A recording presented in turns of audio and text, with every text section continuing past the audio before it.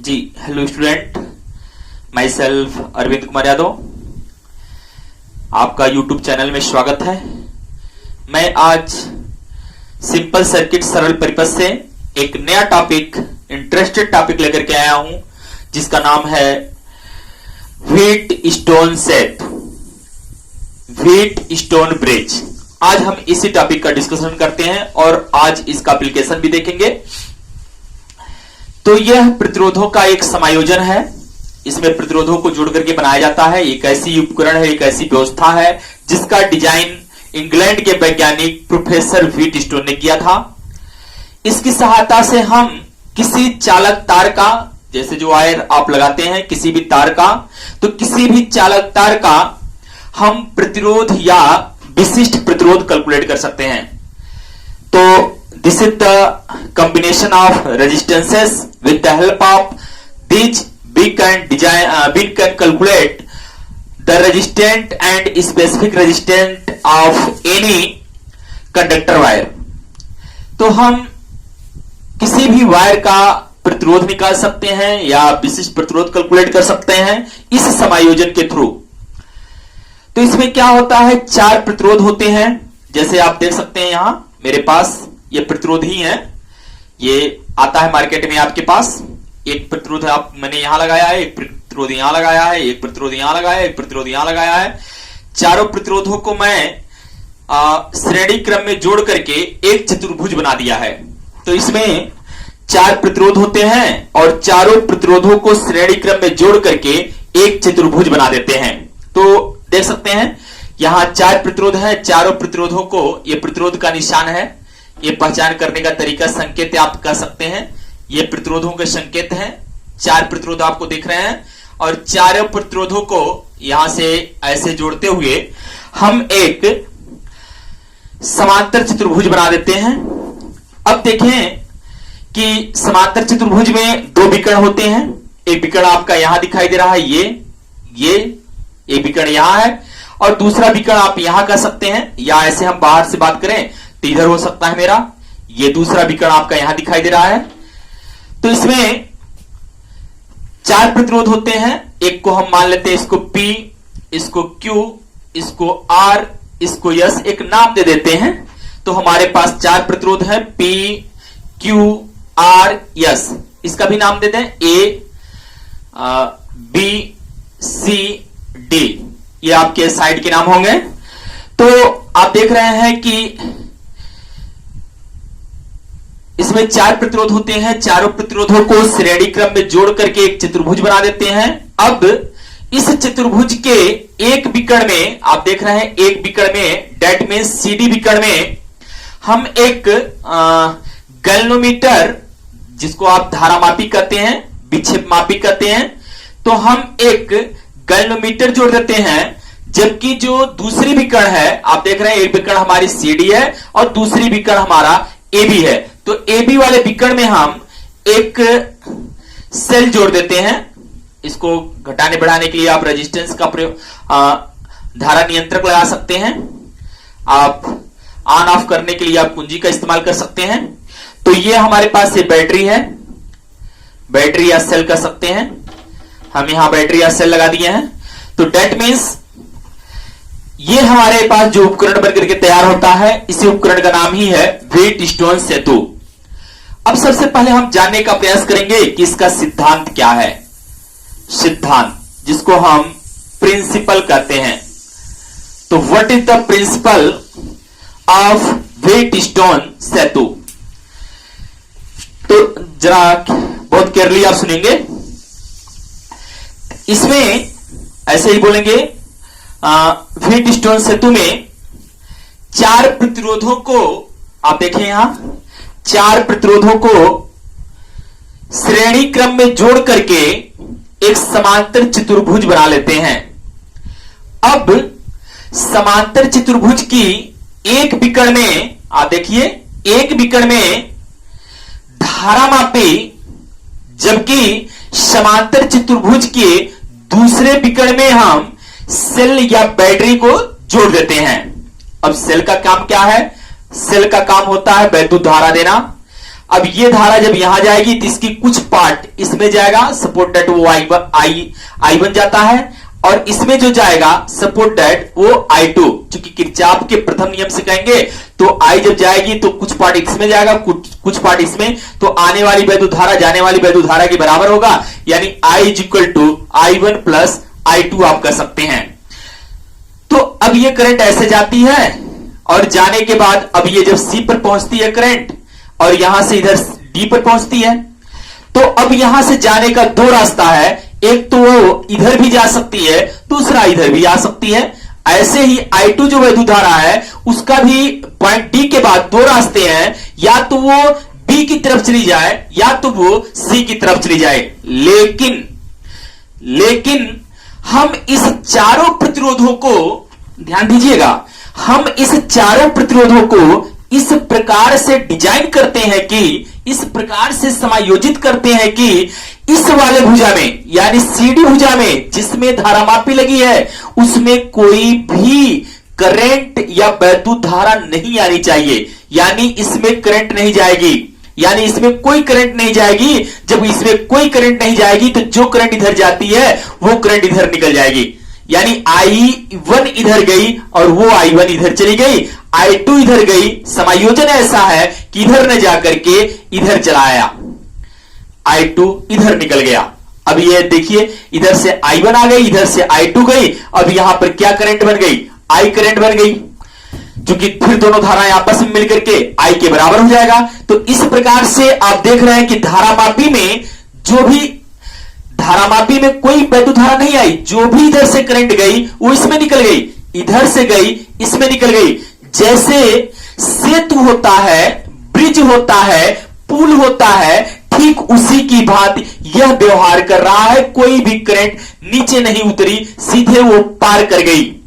इसीलिए जो शब्द दिया गया है सेतु कि वैद्युत धारा को पार करा देती है, वैद्युत धारा इसमें बहने नहीं पाती है। तो ये फिगर के बारे में है कि कैसे इसका जो सर्किट है उसको डिजाइन हम कैसे करेंगे।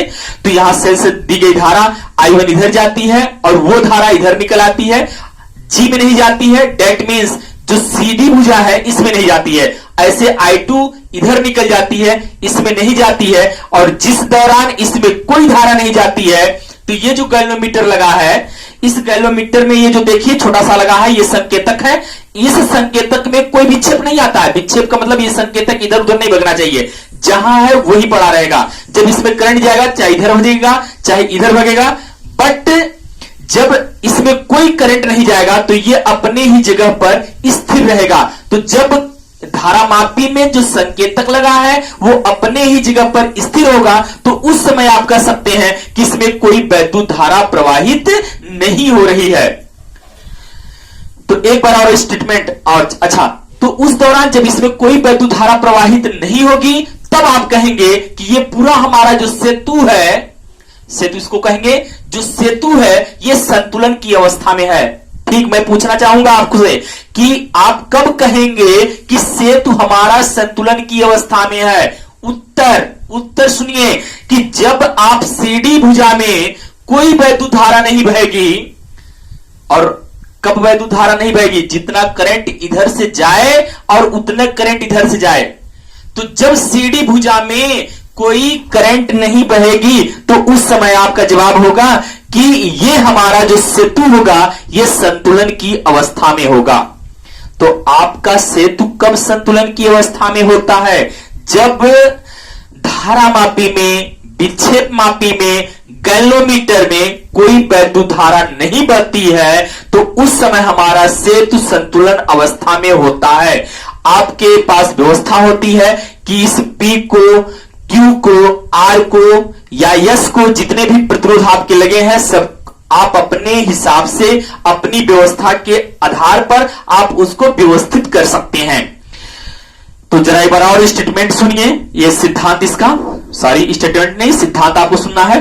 तो सिद्धांत क्या है, इसमें 4 प्रतिरोध होते हैं, चारों प्रतिरोधों को श्रेणी क्रम में जोड़कर एक समांतर चतुर्भुज बना देते हैं। इतना तो बोल लेंगे आप। अब चारों प्रतिरोधों को, अच्छा, चारों प्रतिरोधों को श्रेणी क्रम में जोड़ करके एक समांतर चतुर्भुज बना लेते हैं। उसके बाद फिर क्या करते हैं, समांतर चतुर्भुज के एक विकर्ण में, आप देखें एक विकर्ण में, सीडी विकर्ण में, एक विकर्ण में धारामापी, जबकि दूसरे विकर्ण में हम सेल को जोड़ देते हैं। अब क्या करते हैं, अब चारों भुजाओं के प्रतिरोधों को इस प्रकार से समायोजित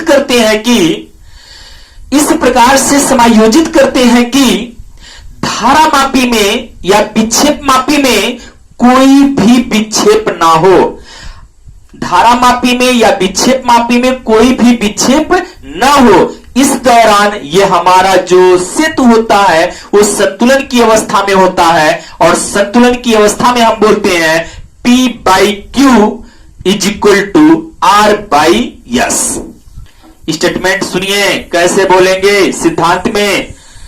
इसमें चार प्रतिरोधों को श्रेणी क्रम में जोड़ करके एक समांतर चतुर्भुज बना लेते हैं। इस समांतर चतुर्भुज के एक विकर्ण में धारामापी, दूसरे विकर्ण में हम सेल को या बैटरी को जोड़ देते हैं। अब चारों भुजाओं के प्रतिरोधों को इस प्रकार से समायोजित करते हैं कि सेल के द्वारा वैद्युत धारा प्रवाहित करने पर अगर धारामापी में कोई विक्षेप न हो तो हमारा पूरा का पूरा जो सेतु है वो संतुलन में कहा जाएगा। संतुलन की अवस्था में प्रतिरोधों के, या ऐसे कहिए संगत भुजाओं के प्रतिरोधों का अनुपात शेष दो संगत भुजाओं के प्रतिरोधों का अनुपात। देखिए संगत का मतलब ये, यहां से आप देखें तो यहीं से अटैच ये भी है और यहीं से अटैच ये भी है, यानी इस भुजा के संगत ये है, या आप ये कह सकते हैं इस भुजा के संगत ये है, लेकिन इसके संगत ये नहीं है, या इसके संगत ये नहीं है। इसके संगत ये हो सकता है, इसके संगत ये हो सकता है, इसके संगत ये हो सकता है, इसके संगत ये हो सकता है, इसके संगत ये हो सकता है, लेकिन इसके संगत ये नहीं, इसके संगत ये नहीं, इसके संगत ये नहीं, इसके संगत ये नहीं। तो संगत भुजाओं के प्रतिरोधों का अनुपात, यानी आप कह सकते हैं P/Q, P के संगत Q है, और यहां आप देखें R/S, R के संगत S है, तो P/Q इक्वल टू R/S। तो ये हमारा स्टेटमेंट हुआ। तो इसमें चार प्रतिरोधों को श्रेणी क्रम में जोड़ करके एक समांतर चतुर्भुज बना लेते हैं। समांतर चतुर्भुज के एक विकर्ण में धारामापी, जबकि दूसरे विकर्ण में सेल को जोड़ देते हैं। अब चारों भुजाओं के प्रतिरोधों को इस प्रकार से समायोजित करते हैं कि सेल के द्वारा वैद्युत धारा प्रवाहित करने में धारामापी में कोई भी वैद्युत धारा नहीं प्रवाहित होती है। तो हमारा जो सेतु है वो संतुलन में कहा जाता है। संतुलन की अवस्था में सेतु के दो संगत भुजाओं के प्रतिरोधों का जो अनुपात होता है शेष अन्य दो संगत भुजाओं के प्रतिरोधों के अनुपात के बराबर होता है। अब हम आगे चलते हैं कि इसको हम कैसे प्रूफ करेंगे। तो आइए, बहुत ही आसान तरीका है प्रूफ करने का। प्रूफ करने का जो तरीका है हमारे पास, हम क्या करते हैं, आप देखिए जरा कि एक लूप तो ये बन रहा है आपका, तो एक लूप इसको बना लेते हैं और दूसरा लूप इसे बना लेते हैं। हमारे चलने का जो तरीका रहेगा ऐसे रहेगा। याद होगा आपको, मैं किरचॉफ का द्वितीय नियम पढ़ाया था आपको। किरचॉफ का द्वितीय नियम आप डिस्क्रिप्शन बॉक्स में जाकर के देख सकते हैं। तो किरचॉफ का दूसरा नियम हम पढ़ाए थे, और वो दूसरा नियम याद होगा, summation IR is equal to summation E। यानी किसी भी लूप में, मैं एक बार याद दिला देता हूं, किसी भी लूप में वैद्युत धारा और प्रतिरोध, संगत प्रतिरोध के गुणनफल का जो बीजगणितीय योग होता है उस लूप में लगने वाले विद्युत वाहक बल के बराबर होता है। मैं यही से इसमें अप्लाई कर रहा हूं। एक प्रकार से आपसे देखने का भी प्रयास करें। तो अब जरा देखिए कि संगत वैद्युत धारा आप लीजिए, ये धारा आप लें, तो आप देखिए जरा, ये जो धारा है ये I1 है, इधर जा रही है। प्रतिरोध कौन सा है, I1 के रिस्पेक्ट में प्रतिरोध क्या है, P है। तो क्या आप I1P नहीं लिखेंगे, I1P। अब आप जरा देखिए, वैद्युत धारा कैसे चल रही है, ऐसे, और आप कैसे घूमकर जा रहे हैं, ऐसे। आप भी ऐसे चल रहे हैं और वैद्युत धारा भी ऐसे चल रही है। देखिए ऐसे आपको घूमने का तरीका ऐसे है, और वैद्युत धारा भी तो ऐसे चल रही है। इस वाले साइड में वैद्युत धारा ऐसे, वैद्युत धारा ऐसे घूमी आपकी, आप भी चले हैं ऐसे। तो इस प्रकार से वैद्युत धारा की दिशा में I और R का मतलब धारा और प्रतिरोध का जो गुणनफल होगा वो धनात्मक लेते हैं। अच्छा, जब आप इस भुजा में चल रहे हैं तो इस भुजा में हमने यानी CD भुजा में कोई प्रतिरोध नहीं है, कोई भी प्रतिरोध नहीं है, कोई भी वैद्युत धारा हमने नहीं दिखाया है। तो जहां प्रतिरोध नहीं, धारा नहीं, वहां पर लगाने की आवश्यकता नहीं है। आप जरा अब AD भुजा में चले जाइए। आप हम जो लूप में चल रहे हैं वो ACDA में, यानी ACDA में, इस वाले लूप में चल रहे हैं हम। तो ये हो जाएगा I1P, इसमें है ही नहीं। इस वाले भुजा में जरा सोचिए, जो DA भुजा है इसमें I2P, आप ऐसे घूमे, जरा देखिए तीर को, देखिएगा ये लूप वाले तीर को, आप ऐसे चल करके ऐसे जा रहे हैं, लेकिन वैद्युत धारा ऐसे चल रही है भुजा में। देखिए वैद्युत धारा ऐसे चल रही है और आप ऐसे चल रही हैं। तो क्या वैद्युत धारा की विपरीत दिशा में हुआ कि नहीं हुआ? अगर वैद्युत धारा की विपरीत दिशा में होगा तो आप माइनस रखेंगे। तो I2Q इज इक्वल टू, अब देखिए क्या इस लूप में कोई सेल है? तो इस लूप में सेल नहीं है, सेल तो इस लूप में है छात्रों। तो सेल इस लूप में है, इस लूप में सेल नहीं है, इसलिए आपको क्या लिखना पड़ेगा? 0। क्योंकि E इज इक्वल टू है ही नहीं, तो हमने E के जगह पर क्या लिख दिया? 0। तो ये हो जाएगा, यहां से आप लिख सकते हैं I1P, और माइनस वाले को उधर ले जाएंगे तो बराबर I2Q। समीकरण नंबर 1 दे दीजिए। जरा लूप 2 में चलिए। लूप 2 कौन सा है?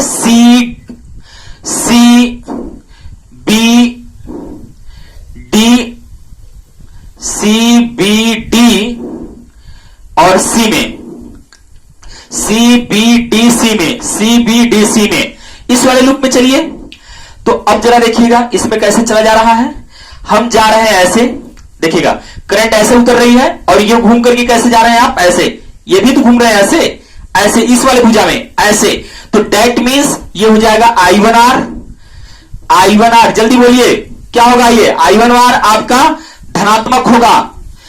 और आप जब ऐसे घूम करके ऐसे गए हैं ऐसे, तो करंट इसमें ऐसे जा रही है, आप ऐसे आ रहे हैं, तो ये हो जाएगा minus I2S is equal to 0, क्योंकि इसमें भी कोई सेल नहीं है, सेल नहीं है, इसलिए हमने 0 लिख दिया।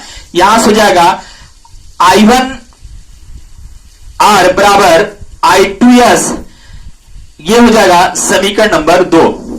और जरा समीकरण 1/2 कर दीजिए। समीकरण 1/2 से जब आप करेंगे तो समीकरण 1 क्या है? I1P बटा I1R बराबर I2Q अपन I2S। तो देखिएगा I1 से I1, I2 से I2 कैंसिल आउट हो जाएगा, तो यहां बचेगा P बाई R बराबर Q बाई S। तो ये भी है, या इसी चीज को तिर्यक गुणा कर दें, Q को इधर भेज दें, S को इधर भेज दें, सॉरी Q को इधर भेज दें और P को इधर भेज दें, तो ये हो जाएगा आपका, चूंकि हमको ये लेना है तो रहने दें इसको यहीं। तो ये P, ये हो जाएगा P, जब Q यहां आएगा और R को आप यहां भेजते हैं, तो ये हो जाएगा P by Q is equal to R by S, जो कि ये है। तो देखिए जो हमको प्रूफ करना था वो प्रूफ हो चुका है। कैसे कि कहेंगे P बाई Q, आप ऐसे कह सकते हैं P by Q is equal to R by S। संगत लेना है, यानी P के संगत Q है, P बाई Q बराबर R बाई S। या कोई स्टूडेंट ऐसे भी कह सकता है, नहीं P बाई R, देखिए इस वाले समीकरण में P बाई R ही था, तो P by R is equal to Q by S, देखिए इस वाले समीकरण में है। तो या आप कह सकते हैं P by Q equal to R by S, या P by R is equal to Q by S। लेकिन आप ऐसे नहीं कहिएगा कभी भी P बाई S बराबर Q बाई R, ये गलत है। तो ये हमारा व्हीटस्टोन सेतु था, तो बहुत सिंपल था आपका, वही बस 4 प्रतिरोधों को लेकर के एक समांतर चतुर्भुज बना लेंगे। इसमें एक विकर्ण में धारामापी लगा देते हैं, दूसरों में वैद्युत धारा बांध देते हैं। अब चारों प्रतिरोधों को समायोजित करते हैं कि इसमें कोई वैद्युत धारा नहीं जाने पाई। अगर नहीं जाती है तो हम कहते हैं कि भाई हमारा जो सेतु है वो संतुलन में कहा जाता है। जब संतुलन में हो जाता है आपका, तो उस समय आप इस स्टेटमेंट को कहते हैं कि दो संलग्न भुजाओं के प्रतिरोधों का अनुपात जो होता है शेष दो संलग्न भुजाओं के प्रतिरोधों के अनुपात के बराबर होता है। मैथमेटिकल फॉर्म में P/Q बराबर R/S हो जाता है। हम इसको प्रूफ करने के लिए किरचॉफ का द्वितीय नियम का प्रयोग करते हैं। किरचॉफ का द्वितीय नियम लगाने के लिए आप लूप का देखते हैं, तो एक लूप हमारा ये बनता है, दूसरा लूप हमारे पास ये बनता है, और बारी बारी करके एक बार हम इस लूप का इस्तेमाल करते हैं, दूसरी बार हम इस लूप का इस्तेमाल करते हैं। दो समीकरण बना करके उसको डिवाइड कर देते हैं और हमारा ये प्रूफ हो जाता है इस प्रकार से।